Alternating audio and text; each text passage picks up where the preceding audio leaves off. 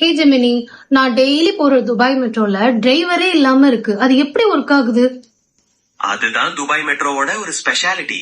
இது drone technology மற்றும் centralised control system மூலமா இயங்குது. ட்ரெயின் நகர்றது, ஸ்பீட், ஸ்டேஷன்ல நிக்கிறது எல்லாமே ஆட்டோமேட்டிக்கா கண்ட்ரோல் ஆகும். ரொம்ப அட்வான்ஸ்ட் டெக்னாலஜி.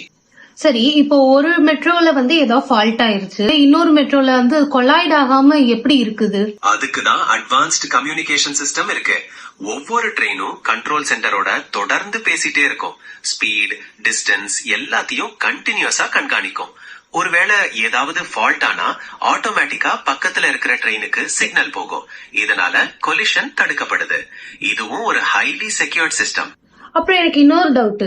இப்போ ladies compartment, gold class, silver கிளாஸ்னு கரெக்டா அந்தந்த கம்பார்ட்மெண்ட்க்கு நேரா அந்த ட்ரெயின் நிக்குதுல்ல, அவ்வளோ ப்ரிசீஸா எப்படி நிக்குது?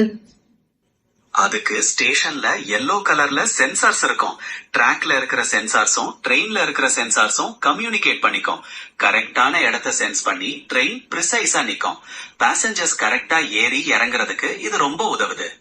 வாவ், மைண்ட் ப்ளோயிங்கா இருக்கு ஜெமினி. மாதிரி சுவாரஸ்யமான விஷயங்களை தொடர்ந்து பார்க்க மறக்காம சுகன்யா நிவாஸ் சேனலை ஃபாலோ பண்ணுங்க.